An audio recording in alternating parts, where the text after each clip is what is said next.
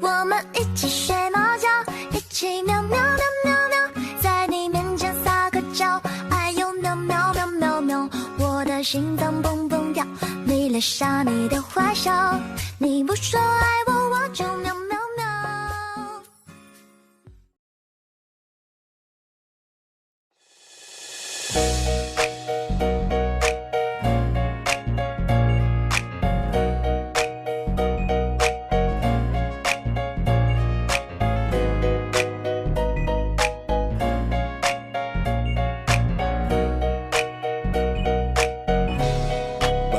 ไม่เคยเข้าใจเป็นอะไรอยู่ดีๆเงียบไป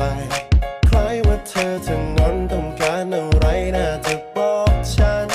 คิดไปเองตลอดเลยงั้นช่วยจำไว้หน่อยละกันคนดี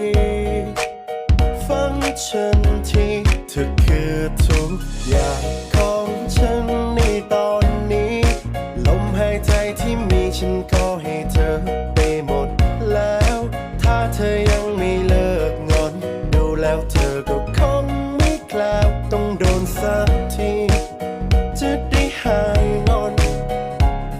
ทำตัวแบบนี้มันน่าโดนทางในเลขบัญชีจะได้โอนตังนิดหน่อยให้เธอไว้คลายเหงาไม่อยากให้เธอต้องอายเขาโทษทีที่ไม่ค่อยหวานเหมือนคู่ใครแต่เธอคนเดียวเท่านั้นที่ยังต้องการเป็นคู่ใจโอ้โอ้โอ้โอ้จริงๆแล้วฉันเอง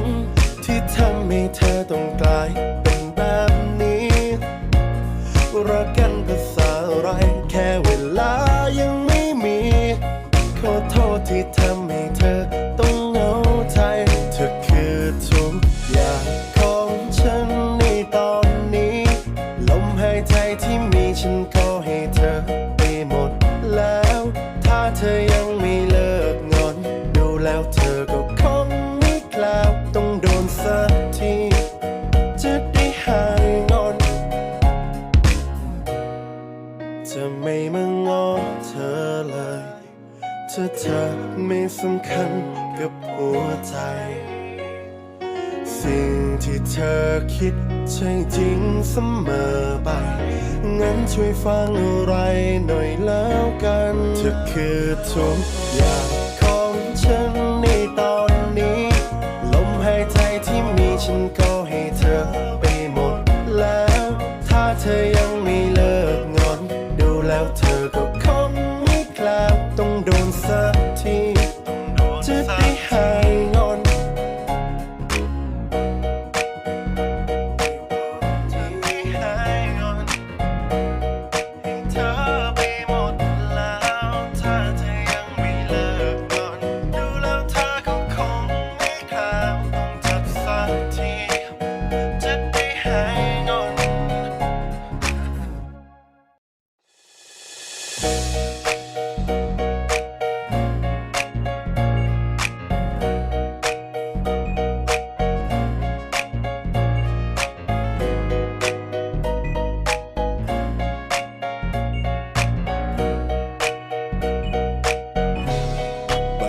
ไม่เคยเข้าใจ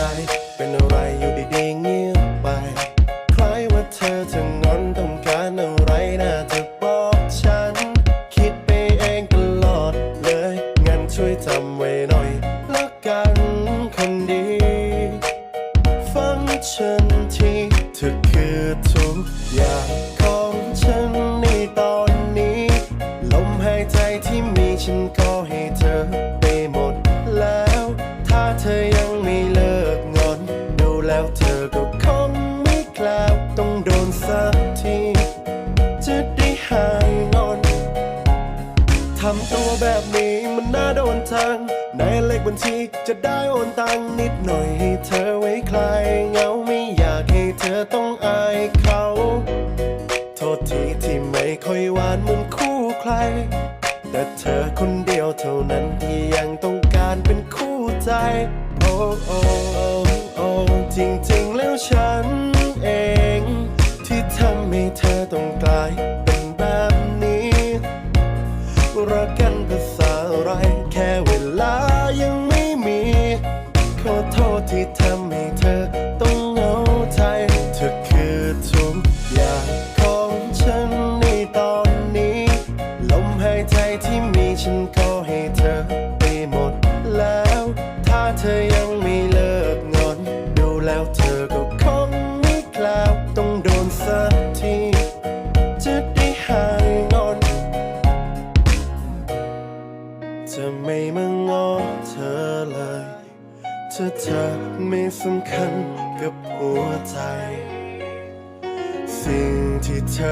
คิดใช่จริงเสมอไปงั้นช่วยฟังอะไรหน่อยแล้วกันเธอคือทุกอย่างของฉันในตอนนี้ลมหายใจที่มีฉันก็ให้เธอไปหมดแล้วถ้าเธอยังไม่เลิกงอนดูแล้วเธอก็คงไม่กล้าต้องโดนสักทีจะได้หายงอน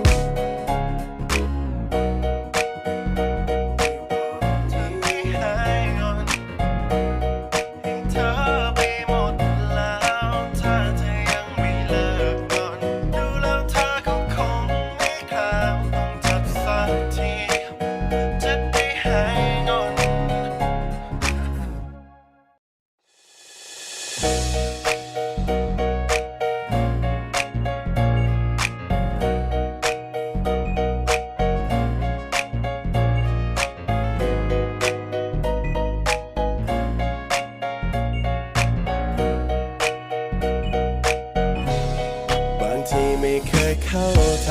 เป็นอะไรอยู่ดีๆเงียบไป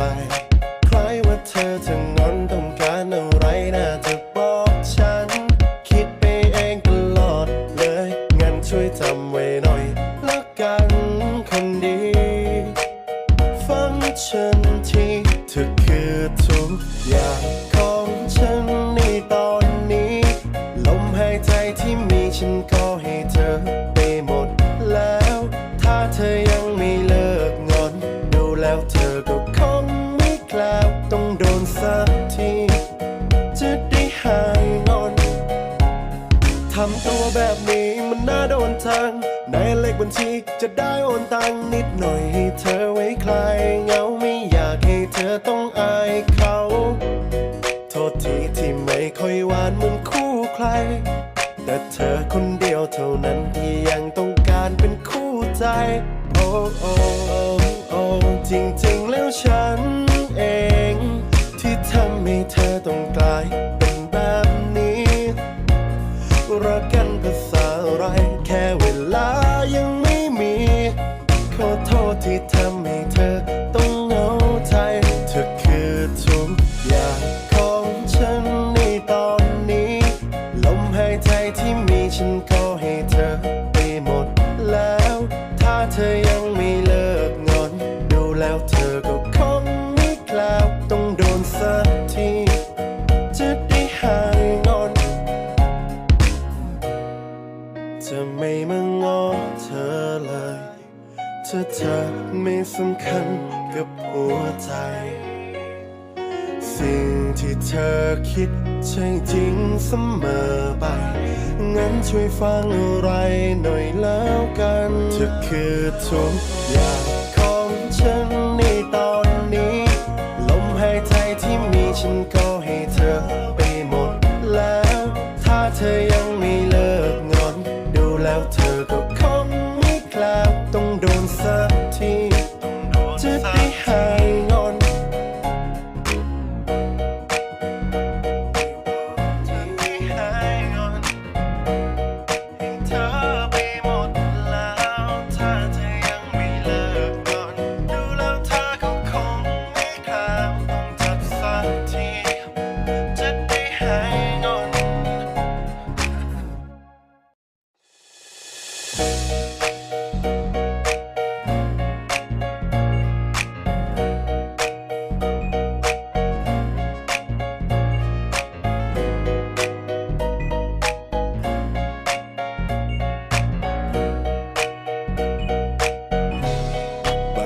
ไม่เคยเข้าใจเป็นอะไรอยู่ดีๆเงียบไปคล้ายว่าเธอจะงอนต้องการอะไรน่าจะบอกฉันคิดไปเองตลอดเลยงั้นช่วยจำไว้หน่อยละกันคนดีฟังฉันทีเธอคือทุกอย่างของฉันในตอนนี้ลมหายใจที่มีฉันก็ให้เธอไปหมดแล้วถ้าเธอยังไม่เลิกงอนดูแล้วเธอก็คงไม่กล้าต้องโดนสักทีจะได้หายงอนทำตัวแบบนี้มันน่าโดนทางในเลขบัญชีจะได้โอนตังนิดหน่อยให้เธอไว้คลายเหงาไม่อยากให้ ต้องอายเขาโทษทีที่ไม่ค่อยหวานเหมือนคู่ใครแต่เธอคนเดียวเท่านั้นที่ยังต้องการเป็นคู่ใจโอ้โอ้โอ้จริงๆแล้วฉันเองที่ทำให้เธอต้องกลายเป็นแบบนี้รักกันภาษาอะไรแค่เวลายังไม่มีขอโทษที่ทำให้เธอต้องเหงาใจเธอคือทุกอย่างของฉันในตอนนี้ลมหายใจที่มีฉันก็ให้เธอไปหมดแล้วถ้าเธอยังไม่เลิกงอนดูแล้วเธอก็คงไม่กล้าต้องโดนสักทีจะได้หายงอนจะไม่มางอเธอเลยเธอไม่สำคัญกับหัวใจสิ่งที่เธอคิดใช่จริงเสมอไปงั้นช่วยฟังอะไรหน่อยแล้วกันเธอคือทุกอย่างของฉันในตอนนี้ลมหายใจที่มีฉันก็ให้เธอไปหมดแล้วถ้าเธอยังไม่เลิกงอนดูแล้วเธอก็คงไม่กล้าต้องโดนสักทีจะได้หายงอน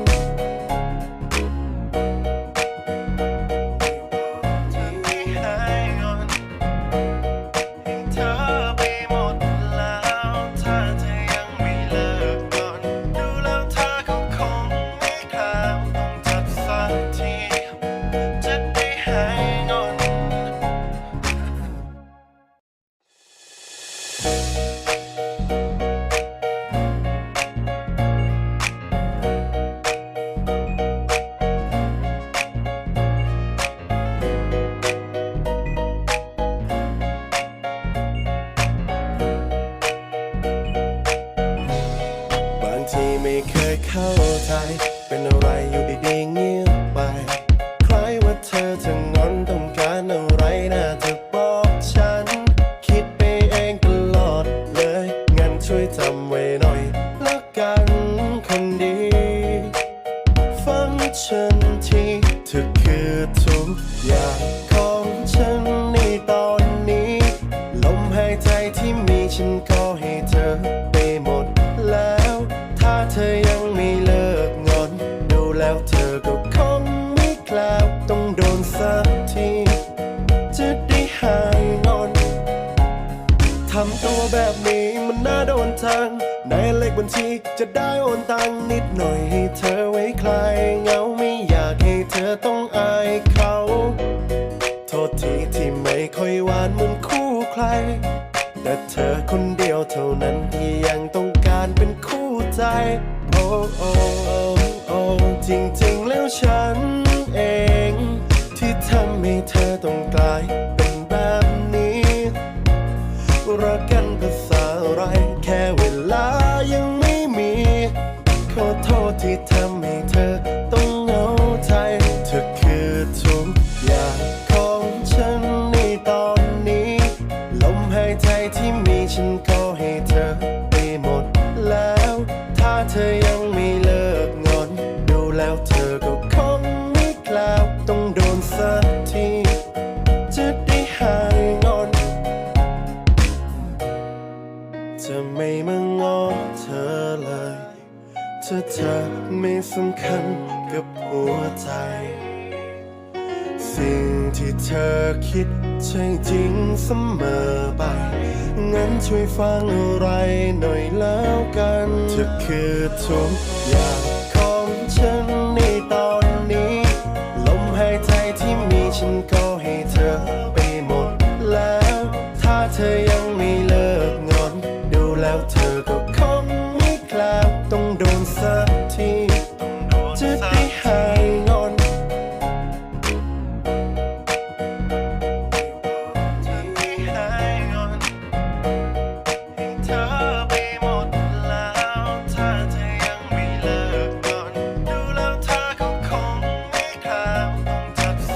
ที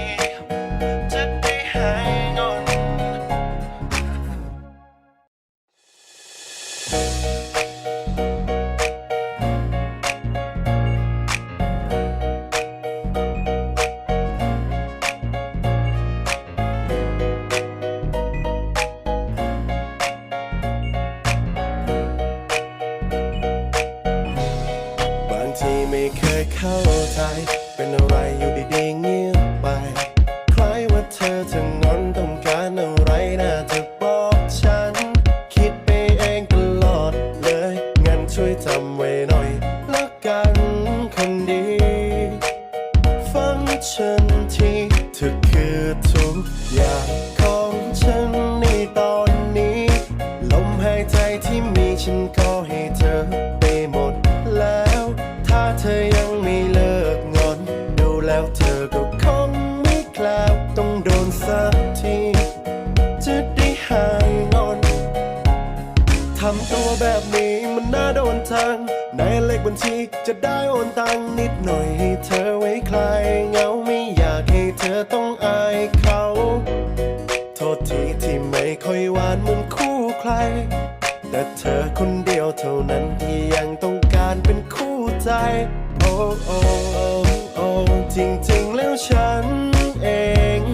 ที่ทำให้เธอต้องกลายเป็นแบบนี้รักกันภาษาอะไรแค่เวลายังไม่มีขอโทษที่ทำให้เธอต้องเหงาใจเธอคือทุกอย่างของฉันในตอนนี้ลมหายใจที่มีฉันก็ให้เธอไปหมดแล้วถ้าเธอยังไม่เลิกงอนดูแล้วเธอก็คงไม่กล้าต้องโดนสักทีจะได้หายงอนจะไม่มางอเธอเลยถ้าเธอไม่สำคัญกับหัวใจสิ่งที่เธอคิดใช่จริงเสมอไปงั้นช่วยฟังอะไรหน่อยแล้วกันเธอคือทุกอย่างของฉันในตอนนี้ลมหายใจที่มีฉันก็ให้เธอไปหมดแล้วถ้าเธอยังไม่เลิกงอนดูแล้วเธอก็คงไม่กล้าต้องโดนสักทีจะได้หายงอน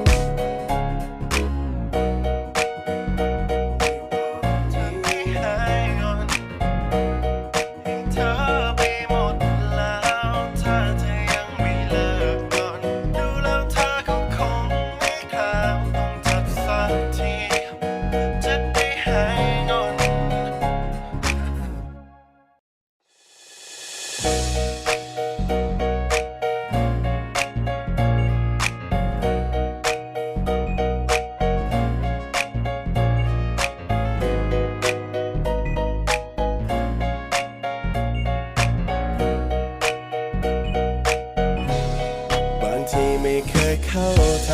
เป็นอะไรอยู่ดีๆเงียบไปคล้ายว่าเธอจะงอนต้องการอะไรน่าจะบอกฉันคิดไปเองตลอดเลยงั้นช่วยจำไว้หน่อยละกันคนดีฟังฉันทีเธอคือทุกอย่างของฉันในตอนนี้ลมหายใจที่มีฉันก็ให้เธอไปหมดแล้วถ้าเธอยังไม่เลิกงอนดูแล้วเธอก็คงไม่กล้าต้องโดนสักทีจะได้หายงอนทำตัวแบบนี้มันน่าโดนทางในเลขบัญชีจะได้โอนตังนิดหน่อยให้เธอไว้คลายเหงาไม่อยากให้เธอต้องอายเขาโทษทีที่ไม่ค่อยหวานเหมือนคู่ใครแต่เธอคนเดียวเท่านั้นที่ยังต้องการเป็นคู่ใจโอ้โอ้โอ้โอ้จริงๆแล้วฉันเองที่ทำให้เธอต้องกลายเป็นแบบนี้รักกันภาษาอะไรแค่เวลายังไม่มีขอโทษที่ทำให้เธอต้องเหงาใจเธอคือทุกอย่างของฉันในตอนนี้ลมหายใจที่มีฉันก็ให้เธอไปหมดแล้วถ้าเธอยังไม่เลิกงอนดูแล้วเธอก็คงไม่กล้าต้องโดนสักทีจะได้หายงอนจะไม่มางอเธอเลยถ้าเธอไม่สำคัญกับหัวใจสิ่งที่เธอคิดใช่จริงเสมอไปงั้นช่วยฟังอะไรหน่อยแล้วกันเธอคือทุกอย่างของฉันในตอนนี้ลมหายใจที่มีฉันก็ให้เธอไปหมดแล้วถ้าเธอยังไม่เลิกงอนดูแล้วเธอก็คงไม่กล้าต้องโดนสักที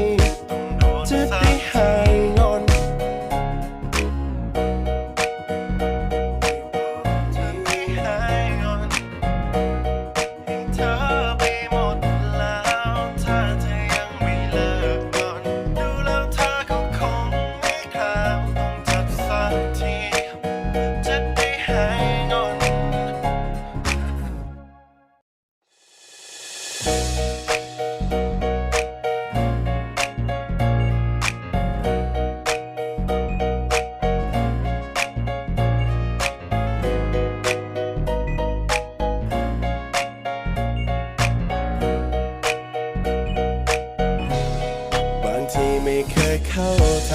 เป็นอะไรอยู่ดีๆเงียบไป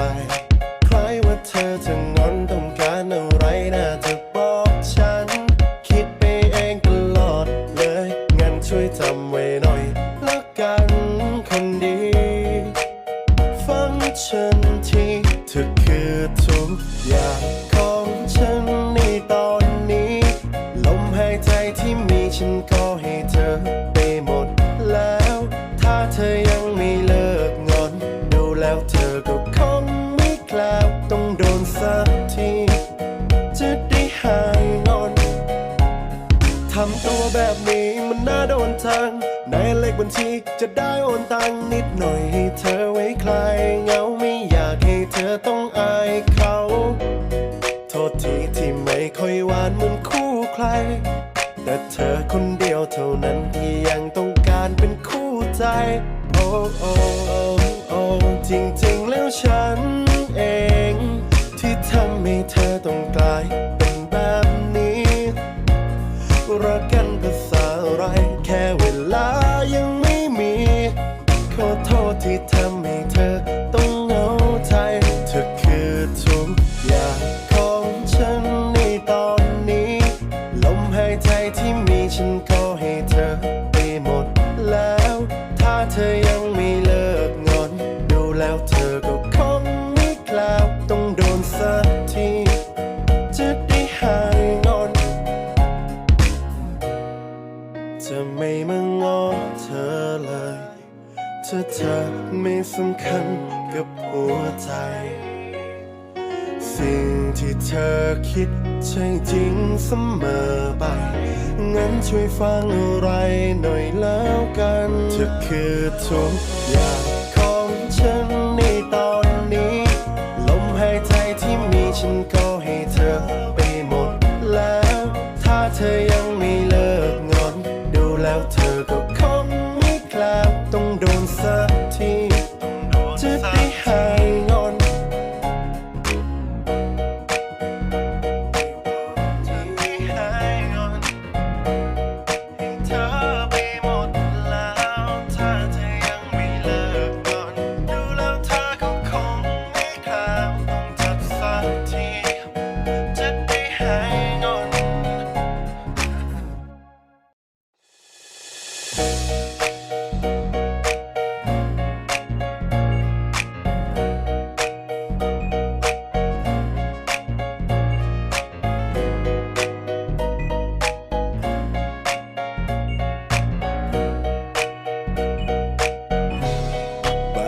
ไม่เคยเข้าใจเป็นอะไรอยู่ดีๆเงียบไปคล้ายว่าเธอจะงอนต้องการอะไรน่าจะบอกฉันคิดไปเองตลอดเลยงั้นช่วยจำไว้หน่อยละกันคนดีฟังฉันทีเธอคือทุกอย่างของฉันในตอนนี้ลมหายใจที่มีฉันก็ให้เธอไปหมดแล้วถ้าเธอยังไม่เลิกงอนดูแล้วเธอก็คงไม่กล้าต้องโดนสักทีจะได้หายงอนทำตัวแบบนี้มันน่าโดนทางในเลขบัญชีจะได้โอนตังนิดหน่อยให้เธอไว้คลายเหงาไม่อยากให้เธอต้องอายเขาโทษทีที่ไม่ค่อยหวานเหมือนคู่ใครแต่เธอคนเดียวเท่านั้นที่ยังต้องการเป็นคู่ใจ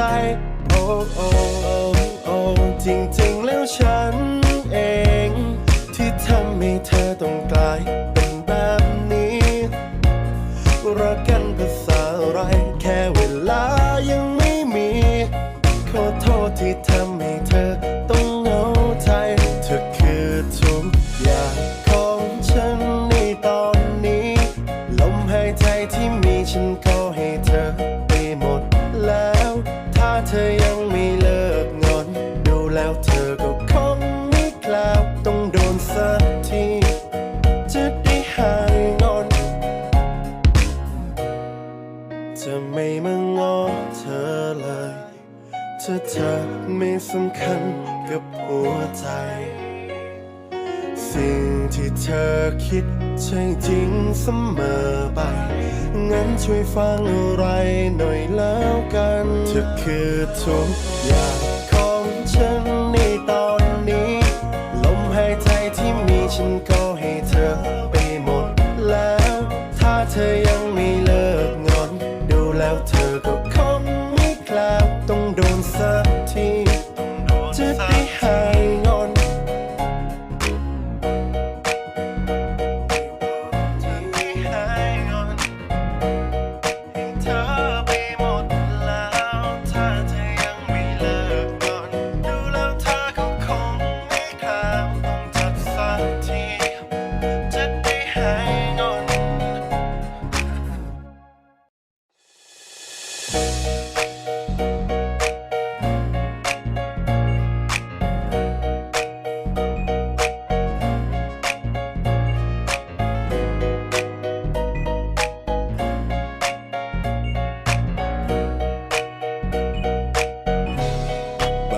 ไม่เคยเข้าใจเป็นอะไรอยู่ดีๆเงียบไปคล้ายว่าเธอจะงอนต้องการอะไรน่าจะบอกฉันคิดไปเองตลอดเลยงั้นช่วยจำไว้หน่อยละกันคนดีฟังฉันทีเธอคือทุกอย่างของฉันในตอนนี้ลมหายใจที่มีฉันก็ให้เธอไปหมดแล้วถ้าเธอยังไม่เลิกงอนดูแล้วเธอก็คงไม่กล้าต้องโดนสักทีจะได้หายงอนทำตัวแบบนี้มันน่าโดนทางในเลขบัญชีจะได้โอนตังนิดหน่อยให้เธอไว้คลายเหงาไม่อยากให้เธอต้องอายเขาโทษทีที่ไม่ค่อยหวานเหมือนคู่ใครแต่เธอคนเดียวเท่านั้นที่ยังต้องการเป็นคู่ใจโอ้โอ้โอ้จริงๆแล้วฉันเองที่ทำให้เธอต้องกลายเป็นแบบนี้รักกันภาษาอะไรแค่เวลายังไม่มีขอโทษที่ทำให้เธอต้องเหงาใจเธอคือทุกอย่างของฉันในตอนนี้ลมหายใจที่มีฉันก็ให้เธอไปหมดแล้วถ้าเธอยังไม่เลิกงอนดูแล้วเธอก็คงไม่กล้าต้องโดนสักทีจะได้หายงอนจะไม่มางอเธอเลยถ้าเธอไม่สำคัญกับหัวใจสิ่งที่เธอคิดใช่จริงเสมอไปงั้นช่วยฟังอะไรหน่อยแล้วกันเธอคือทุกอย่างของฉันในตอนนี้ลมหายใจที่มีฉันก็ให้เธอไปหมดแล้วถ้าเธอยังไม่เลิกงอนดูแล้วเธอก็คงไม่กล้าต้องโดนสักทีจะได้หายงอน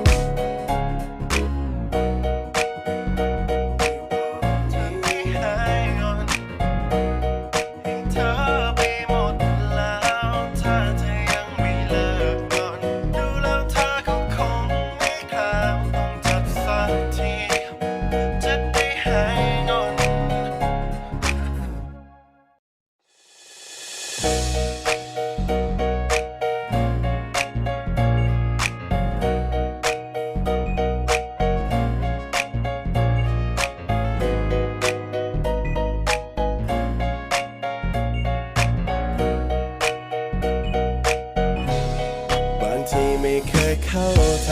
เป็นอะไรอยู่ดีๆเงียบไปคล้ายว่าเธอจะงอนต้องการอะไรน่าจะบอกฉันคิดไปเองตลอดเลยงั้นช่วยจำไว้หน่อยละกันคนดีฟังฉันทีเธอคือทุกอย่างของฉันในตอนนี้ลมหายใจที่มีฉันก็ให้เธอไปหมดแล้วถ้าเธอยังไม่เลิกงอนดูแล้วเธอก็คงไม่กล้าต้องโดนสักทีจะได้หายงอนทำตัวแบบนี้มันน่าโดนทางในเลขบัญชีจะได้โอนตังนิดหน่อยให้เธอไว้คลายเหงาไม่อยากให้เธอต้องอายเขาโทษทีที่ไม่ค่อยหวานเหมือนคู่ใคร แต่เธอคนเดียวเท่านั้นที่ยังต้องการเป็นคู่ใจ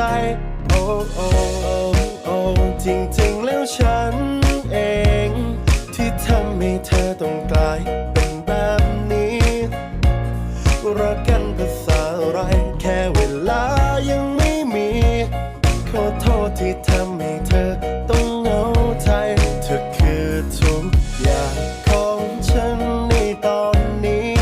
ลมหายใจที่มีฉันก็ให้เธอไปหมดแล้วถ้าเธอยังไม่เลิกงอนดูแล้วเธอก็คงไม่กล้าต้องโดนสักที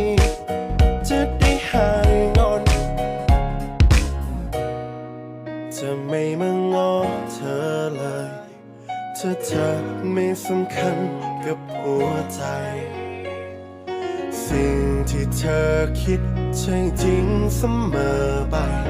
งั้นช่วยฟังอะไรหน่อยแล้วกันเธอคือทุกอย่างของฉันในตอนนี้ลมหายใจที่มีฉันก็ให้เธอไปหมดแล้วถ้าเธอยังไม่เลิกงอนดูแล้วเธอก็คงไม่กล้าต้องโดนสักทีจะได้หายงอน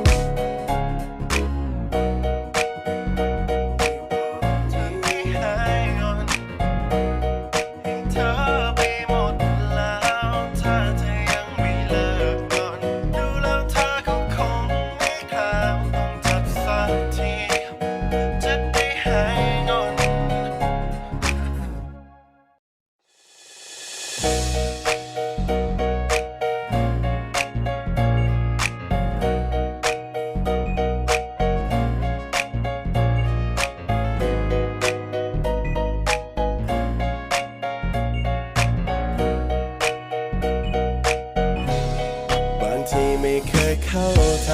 เป็นอะไรอยู่ดีๆเงียบไปคล้ายว่าเธอจะงอนต้องการอะไรน่าจะบอกฉันคิดไปเองตลอดเลยงั้นช่วยจำไว้หน่อยละกันคนดีฟังฉันทีเธอคือทุกอย่างของฉันในตอนนี้ลมหายใจที่มีฉันก็ให้เธอไปหมดแล้วถ้าเธอยังไม่เลิกงอนดูแล้วเธอก็คงไม่กล้าต้องโดนสักทีจะได้หายงอนทำตัวแบบนี้มันน่าโดนทางในเลขบัญชีจะได้โอนตังนิดหน่อยให้เธอไว้คลายเหงาไม่อยากให้เธอต้องอายเขาโทษทีที่ไม่ค่อยหวานเหมือนคู่ใครแต่เธอคนเดียวเท่านั้นที่ยังต้องการเป็นคู่ใจโอ้โอ้โอ้จริงๆแล้วฉันเองที่ทำให้เธอต้องกลายเป็นแบบนี้รักกันภาษาอะไรแค่เวลายังไม่มีขอโทษที่ทำให้เธอต้องเหงาใจเธอคือทุกอย่างของฉันในตอนนี้ลมหายใจที่มีฉันก็ให้เธอไปหมดแล้วถ้าเธอยังไม่เลิกงอนดูแล้วเธอก็คงไม่กล้าต้องโดนสักทีจะได้หายงอนจะไม่มางอเธอเลยถ้าเธอไม่สำคัญกับหัวใจสิ่งที่เธอคิดใช่จริงเสมอไปงั้นช่วยฟังอะไรหน่อยแล้วกันเธอคือทุกอย่างของฉันในตอนนี้ลมหายใจที่มีฉันก็ให้เธอไปหมดแล้วถ้าเธอยังไม่เลิกงอนดูแล้วเธอก็คงไม่กล้าต้องโดนสักทีจะได้หายงอนค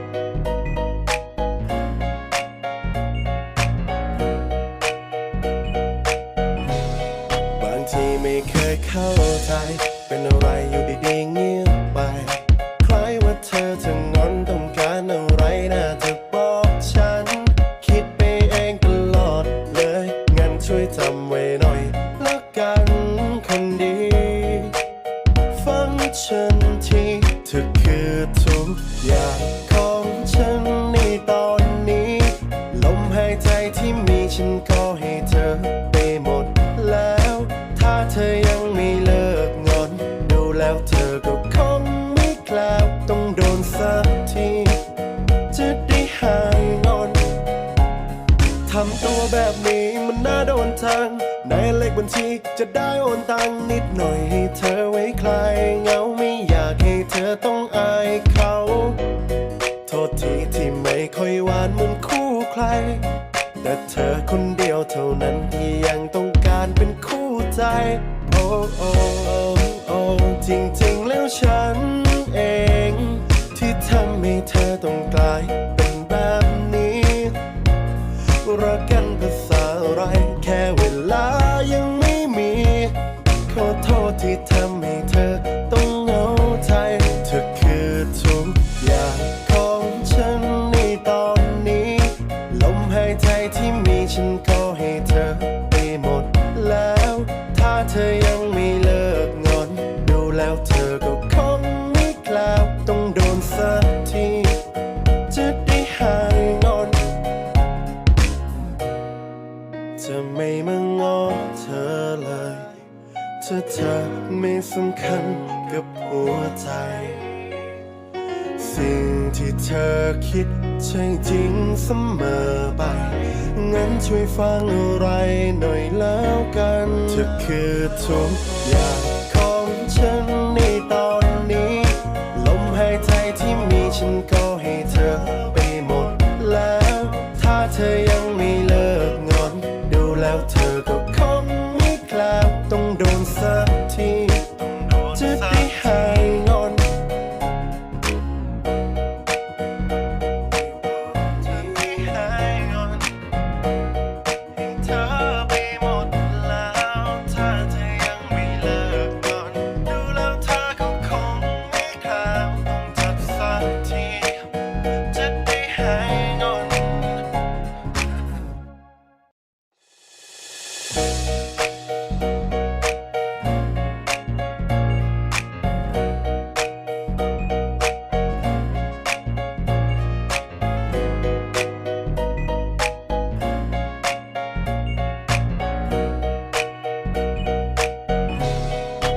ที่ไม่เคยเข้าใจเป็นอะไรอยู่ดีๆเงียบไปคล้ายว่าเธอจะงอนต้องการอะไรน่าจะบอกฉันคิดไปเองตลอดเลยงั้นช่วยจำไว้หน่อยละกันคนดีฟังฉันทีเธอคือทุกอย่างของฉันในตอนนี้ลมหายใจที่มีฉันก็ให้เธอไปหมดแล้วถ้าเธอยังไม่เลิกงอนดูแล้วเธอก็คงไม่กล้าต้องโดนสักทีจะได้หายงอนทำตัวแบบนี้มันน่าโดนทางในเลขบัญชีจะได้โอนตังนิดหน่อยให้เธอไว้คลายเหงาไม่อยากให้เธอต้องอายเขาโทษทีที่ไม่ค่อยหวานเหมือนคู่ใครแต่เธอคนเดียวเท่านั้นที่ยังต้องการเป็นคู่ใจโอ้โอ้โอ้จริงๆแล้วฉัน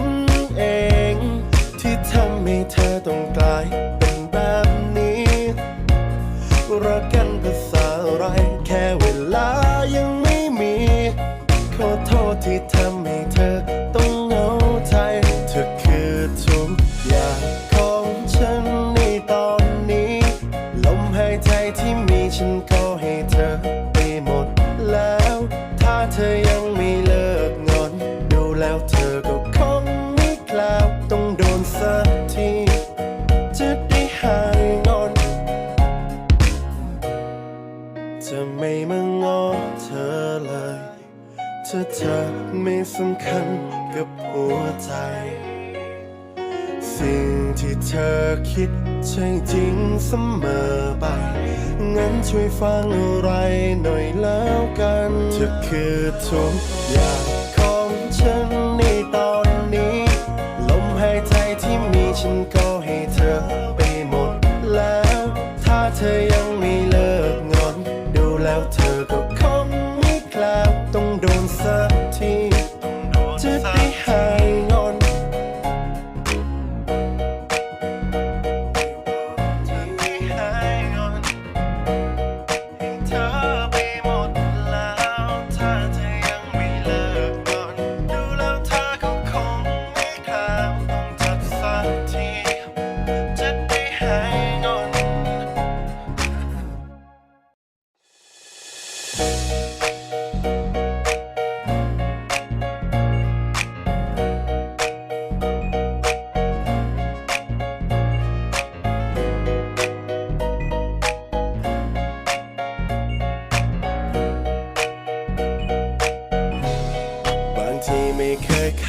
ใจ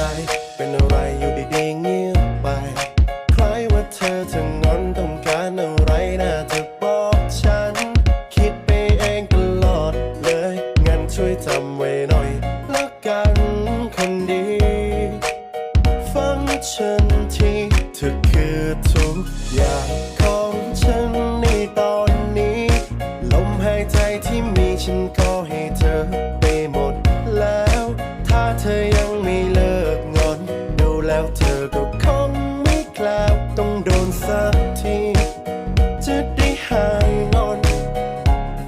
ทำตัวแบบนี้มันน่าโดนทางในเลขบัญชีจะได้โอนตังนิดหน่อยให้เธอไว้คลายเหงาไม่อยากให้เธอต้องอายเขา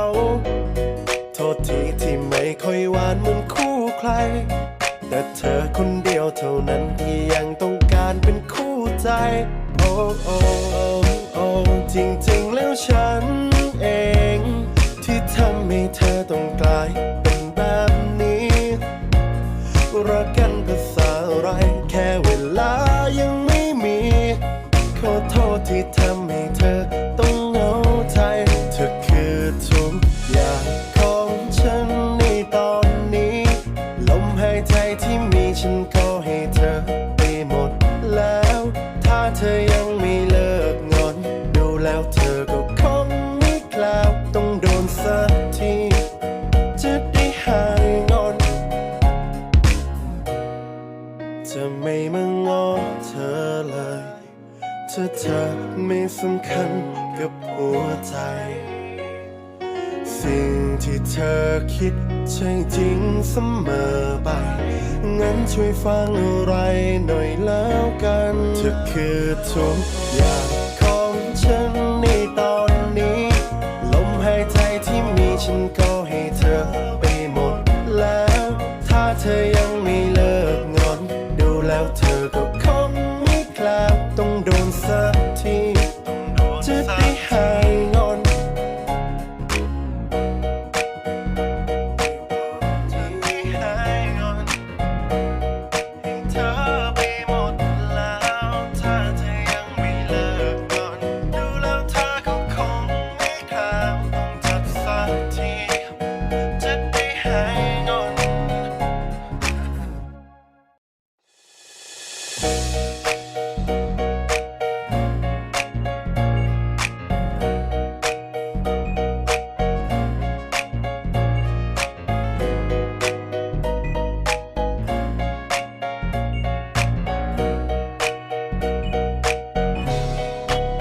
ไม่เคยเข้าใจ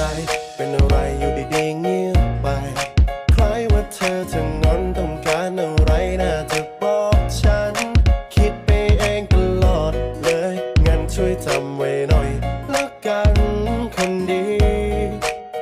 ฟังฉันทีเธอคือทุกอย่างของฉันในตอนนี้ลมหายใจที่มีฉันก็ให้เธอไปหมดแล้วถ้าเธอยังไม่เลิกงอนดูแล้วเธอก็คงไม่แคล้วต้องโดนสักทีจะได้หายงอนทำตัวแบบนี้มันน่าโดนทางในเลขบัญชีจะได้โอนตังนิดหน่อยให้เธอไว้คลายเหงาไม่อยากให้เธอต้องอายเขาโทษทีที่ไม่ค่อยหวานเหมือนคู่ใครแต่เธอคนเดียวเท่านั้นที่ยังต้องการเป็นคู่ใจโอ้โอ้โอ้จริงๆแล้วฉันเองที่ทำให้เธอต้องกลายเป็นแบบนี้รักกันภาษาอะไรแค่เวลายังไม่มีขอโทษที่ทำให้เธอต้องเหงาใจเธอคือทุกอย่างของฉันในตอนนี้ลมหายใจที่มีฉันก็ให้เธอไปหมดแล้วถ้าเธอยังไม่เลิกงอนดูแล้วเธอก็คงไม่แคล้วต้องโดนสักทีจะได้หายงอนจะไม่มางอเธอเลยถ้าเธอไม่สำคัญกับหัวใจ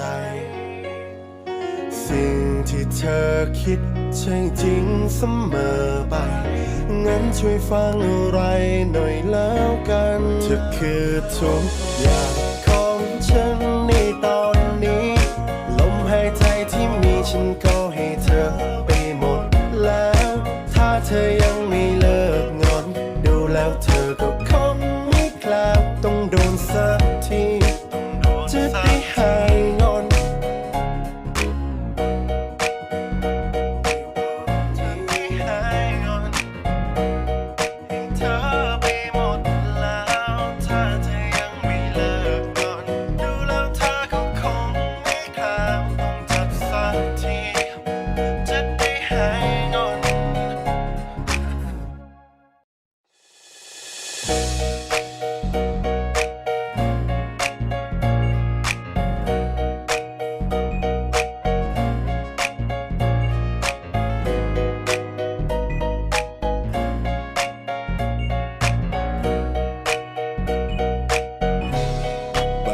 ไม่เคยเข้าใจ